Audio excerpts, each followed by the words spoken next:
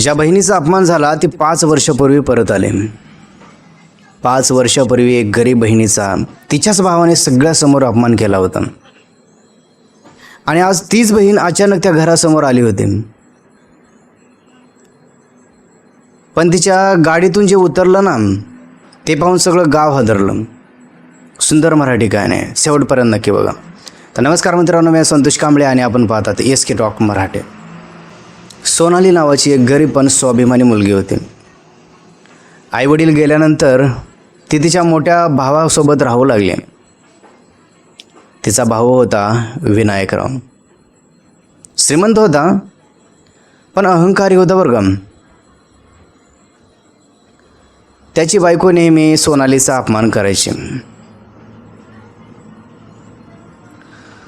एक दिवस घरात मोठा कार्यक्रम होता. सगळे नातेवाईक आले होते. सोनालीने स्वयंपाक, साफसफाई, घरचं सगळं काम केलं आणि काम करून तिला भूक लागली. जेव्हा ती जेवायला बसली तेव्हा तिची वहिनी जोरात ओरडली, अगं तुला कळतंय का नाही काय? पाहुण्यासोबत बसायची तुझी लायकी आहे का? सगळे शांत झाले. बिचारीला सकाळपासून काम करून भूक लागली होती. सोयऱ्यासोबत जेवायला बसले, एवढीच गलती होती तिची. सोनालीच्या डोळ्यामध्ये पाणी आलं. तेवढ्यात तिचा भाऊ विनायकी म्हणाला, तू या घरची मोलकरीण आहेस हे विसरू नको. हे शब्द ऐकून तर ती सोनाली पूर्णपणे तुटली.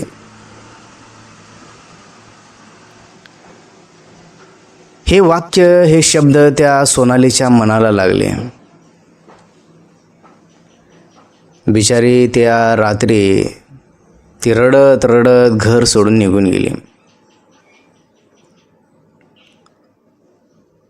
सोनाली आता शहरामध्ये आले. ना पैसा ना ओळख.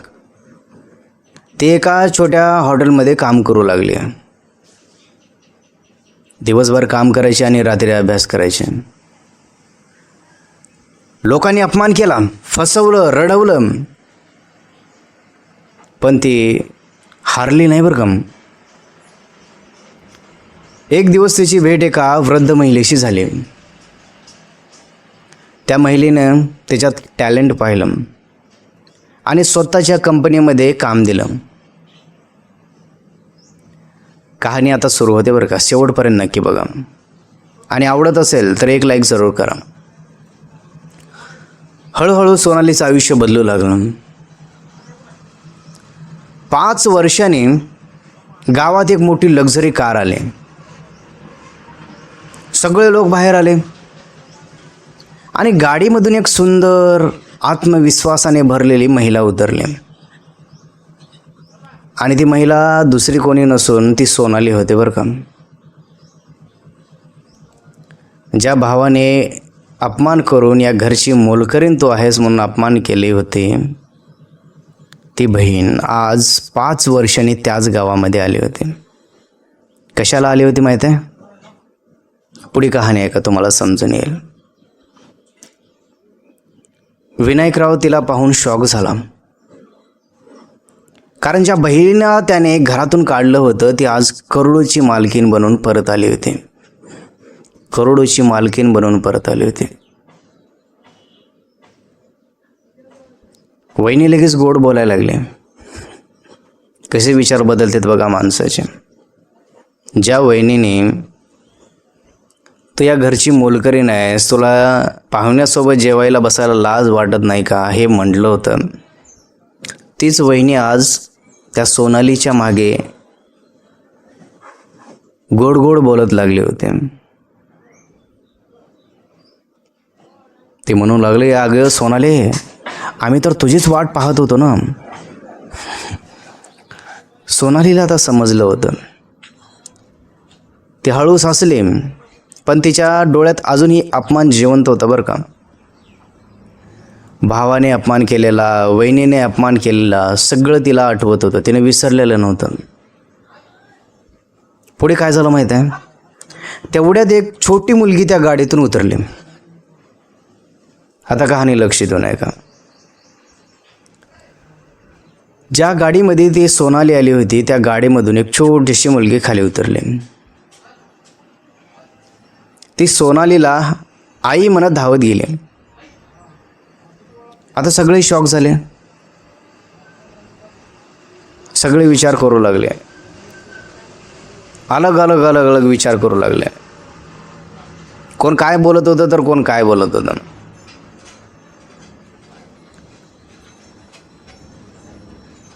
सोनालीला म्हटलं, ही माझी मुलगी आहे, मुलगी आहे. सगळेजण थक्क झाले.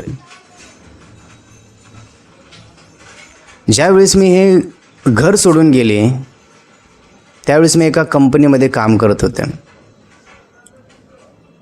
सोनाली आता त्याची कहाणी सांगत आहे बरं का. तेव्हा मला एक मुलगा भेटला त्या कंपनीमध्ये. त्या कंपनीमध्ये तो मॅनेजर होता. त्याने मला पसंत केलं आणि माझं लग्न झालं. आणि आज मला कोणत्याच गोष्टीची कमी नाही आहे, मी सुखामध्ये आहे. ही सगळी कहाणी त्या सोनालीने भावाला आणि वहिनीला सांगितली. त्यानंतर सोनालीने एक इन्व्हॉल्व विनायकच्या हातात दिलं, एक पत्र दिलं. त्या पत्रामध्ये लिहिलेलं होतं, गरिबी माणसाची लायकी ठरवत नाही, संस्कार ठरवतात. जे सोनालीवरती चांगले संस्कार होते. हे वाचून विनायकच्या डोळ्यामध्ये पाणी आलं.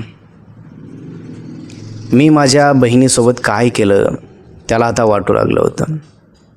त्याला वाटू लागलं होतं की आता मी जी माझ्या बहिणीसोबत केलं आहे ते एकदम चुकीचं वागलं आहे. त्याच्या बायकोला हे समजून आलं की मला असं करायला नको होतं. दोघांनाही त्यांची चूक समजून आली होती. परंतु काय, सोनालीनं एक इन्व्हॉल्व हातात दिलं आणि निघून गेले. त्यामध्ये लिहिलेलं होतं की गरिबी माणसाची लायकी ठरवत नाही, संस्कार ठरवतात, जे तुमच्यामध्ये नाही आहे. हे ऐकून विनायकच्या डोळ्यात पाणी आलं. सोनाली म्हणाली, त्या दिवशी मला तुम्ही घरातून काढलं, पण देवाने मला जगायला शिकवलं बरं का. तुम्ही माझा हात सोडला, परंतु देवाने मला पकडलं, देवाने माझा हात सोडला नाही. माझ्यापुढे भरपूर विचार होते, काय करायचं, कुठं जायचं, सगळे माझ्याकडे प्रश्न होते, परंतु उत्तर माझ्याकडे त्यावेळेस नव्हतं. देवाने माझी मदत केली एका वृद्ध महिलेच्या द्वारे. त्या वृद्ध महिलेने मला पाहिलं आणि त्यांनी मदत केली. कंपनीमध्ये जॉब दिला, सगळं काही माझं व्यवस्थित झालं. विनायक आता तिच्या पाया पडू लागला, गयावया करू लागला. पण सोनाली शांतपणे म्हणाली, काही जखमा कधीच भरत नाही दादा, कधीच भरत नाहीत. काही शब्द असे असतात की माणसाच्या जीवाला लागतात. काही गोष्टी अशा असतात की माणूस कधीच आयुष्यामध्ये विसरू शकत नाही. माणसाला आतून ते तोडतात. कृपा करून अशा गोष्टीपासून दूर राहा. या कहाणीतून सांगण्याचा एवढाच उद्देश आहे, गरिबी हे कायमस्वरूपी नाही आहे. प्रत्येकाची वेळ येते, प्रत्येकाचं जीवन बदलतं. देव प्रत्येकाला संधी देतो, प्रत्येकाला वेळ देतो, परंतु त्या संधीचा, त्या वेळेचा सदुपयोग करून घेणं आपल्याला गरजेचं आहे. त्या वेळेचा जर आपण दुरुपयोग केलो तर काही नाही होणार. जर तुम्हालाही वाटत असेल की सोनालीनं बरोबर केलं आहे तर व्हिडिओला लाईक करा आणि शेअर करा अशा प्रत्येक बहिणीसाठी. तुम्हाला काय वाटतं आम्हाला कमेंट बॉक्समध्ये नक्की सांगा. आणि हो, आमचे असेच नवीन नवीन व्हिडिओ पाहण्यासाठी आमच्या यूट्यूब चॅनलला सबस्क्राईबही करा. तर चला आपण भेटूया आणखीन असेच नवीन व्हिडिओमध्ये.